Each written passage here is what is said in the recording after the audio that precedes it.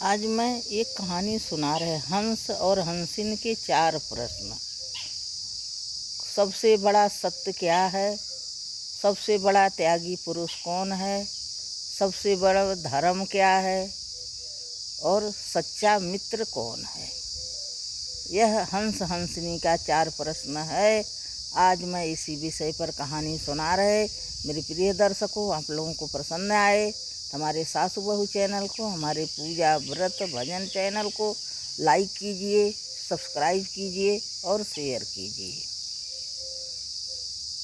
कहते हैं जो आजकल गंगा सागर कहा जाता है, कपिल मुनि के आश्रम में कपिल मुनि ऋषि सब वहाँ रहते थे और तपस्या करते थे और प्रवचन करते थे। सभी लोग प्रवचन सुनते थे। एक पाकर का पेड़ था, वृक्ष था, जिस पर एक हंस और हंसिन रहते थे। वो नित्य प्रत्य कपिल मुनि प्रवचन करते थे, वह हंस हंसिन प्रवचन सुनते थे। सुनते सुनते बहुत दिन बीत गया और एक दिन हंस के मन में उपजा कि मैं पूछूं मुनि जी से। कुछ बोलते नहीं थे, चुपचाप सुनते थे। सब लोग अपने अपने घर चले जाते थे, वो लोग उड़ जाते थे। एक दिन उनको ऐसी इच्छा उत्पन्न हुई कि पूछें कि भैया हमारे 4 प्रश्न का उत्तर दो मुनि जी। सबसे सच्चा धर्म क्या है? सबसे त्यागी पुरुष क्या है? और मित्र कौन है? यह सब 4 प्रश्न का उत्तर मुझे बताइए। तब उस दिन जब सभा लगी, प्रवचन होने लगी कपिल मुनि के यहाँ, तो हंस जब कथा समाप्त हो गई तब हंस बोला, मुनि जी हमारे एक प्रश्न का उत्तर बताइए। मुनि जी थे पूछा कि सबसे त्यागी पुरुष कौन होता है और सबसे धर्म सच्चा क्या है, सच्चा मित्र क्या है और सत्य क्या है? ये 4 प्रश्न का मुझे उत्तर दीजिए।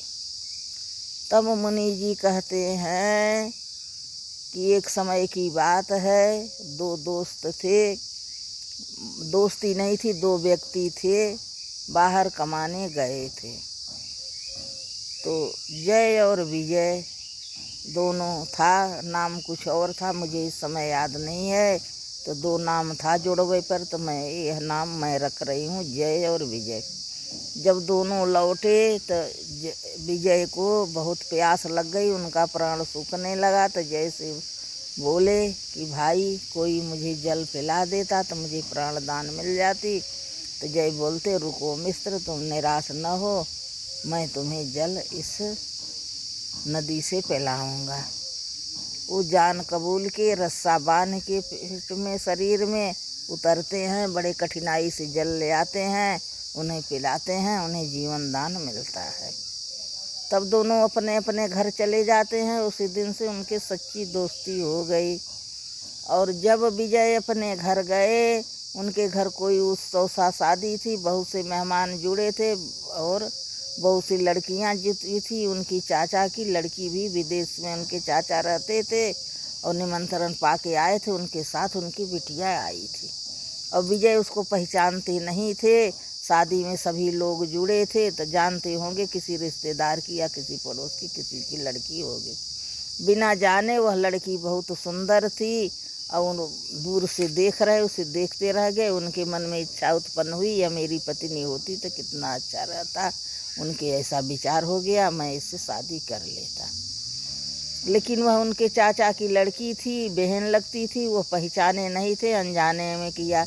इस उनके विचार होते ही दूषित हो गए। उनके पूरे शरीर में कोढ़ हो गया, कोढ़ चूने लगा।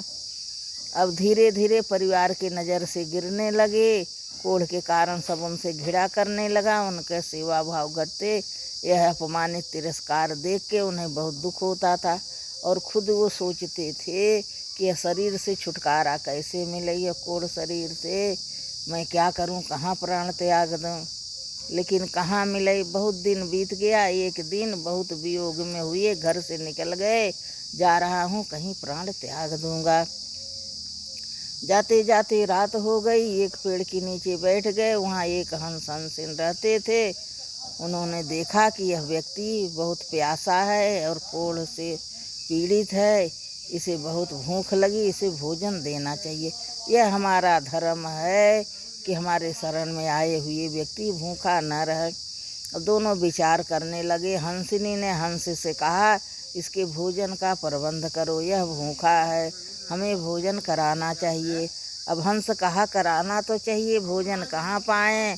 हंस को 2 बेटे थे और उसने विचार किया कि अपना एक बेटा इसका भोजन दे दूं, तब भी एक बेटा मेरे पास रहेगा। वह जाड़ा से ठुठुर के बहुत सारी लकड़ी इकट्ठा किया था, पर माचिस न थी, आग कहाँ से लगाए, कैसे सेके। अब वह हंस बहुत ध्यान दिया, उड़ते उड़ते गया, कहीं से एक अंगारा ले आया, कहीं लकड़ी जल रही थी और उसमें डाल दिया।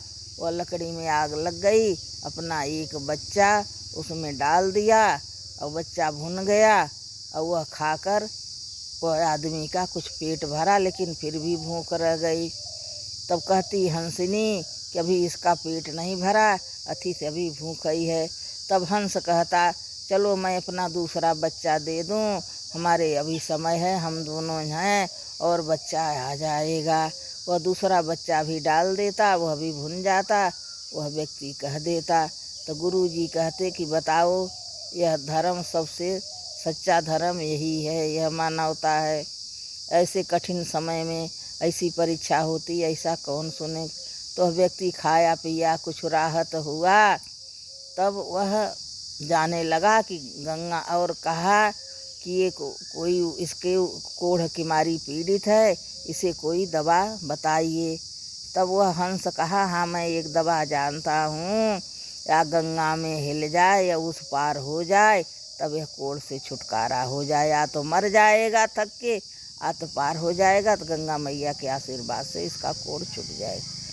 कोई व्यक्ति अपना एक बच्चा का गर्दन काट के इसके ऊपर खून डाल दे, उस खून से धुल जाए, तब भी इसका कोढ़ छूट जाएगा। यह बात वह सुना, उपाय मालूम हो गया, तो चल दिया कि चलो गंगा में जा रहे, आ तो पार हो जाएंगे, आ तो मर जाएंगे, दोनों तरीके से हमारा छुटकारा हो जाएगा।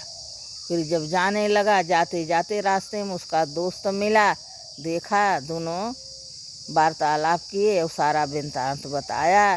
तो बोला, दोस्त तुम्हारा यह कोढ़ ठीक होने का कोई उपाय नहीं है, कुछ दवाई हो तो मुझे बताइए, मैं इससे छुटकारा पाना चाहता हूँ। तो वह मित्र कहा कि उपाय तो है भैया, बहुत कठिन है, कौन देगा। तो मित्र कहा, बताओ तो मित्र, हम तुम्हारे काम न आए तो किस काम के।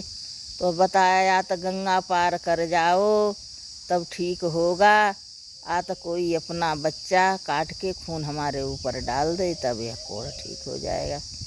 तो उसका मित्र सोचा, गंगा पार करना तो बहुत कठिन का काम है, इसकी जान भी जा सकती है। वह अपने घर ले आया, उसके 2 महीने का बालक था। वह उपाय सोच लिया कि अपना बच्चा इसकी दवा कर दूँगा। उसकी पत्नी खाना आना बनाई, बोले मित्र है भोजन कर लो, कहे हाँ, बच्चा देखते रहना, मैं पानी लेकर आ रहा हूँ, तब भोजन परसूँ। उसकी स्त्री पानी लेने गई, तब वह विचार किया कि हमारा मित्र ठीक हो जाए, और बुलाता है, अपना बच्चा ले जाता है, चाकू से उसकी गला काट देता है, उसके खून से उसे धो देता है, उसका कोढ़ ठीक हो जाता है।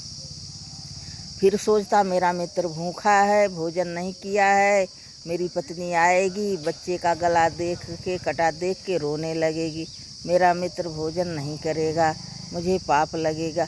वह वैसे गर्दन जोड़ के उड़ा के लिटा देता है। पत्नी आती है तो कहता है, जल्दी जल्दी चलो, जल्दी भोजन परोसो, चलो जल्दी भोजन परोसो, चलो मित्र भोजन कर लें, भूख लगी है।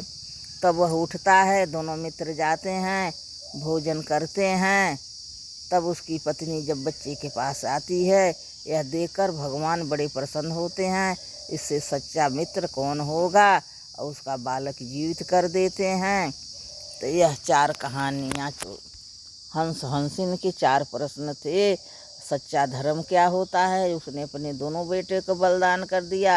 और सच्चा मित्र क्या होता है, उसने अपने बेटे के खून से नहलाया, और वह सच्चा मित्र का था, उसका बदला चुका दिया कि जो पानी पी के उसका प्राण बचाया था, तो उसने अपने बेटे का जान दे के उसका उपकार चुकाया।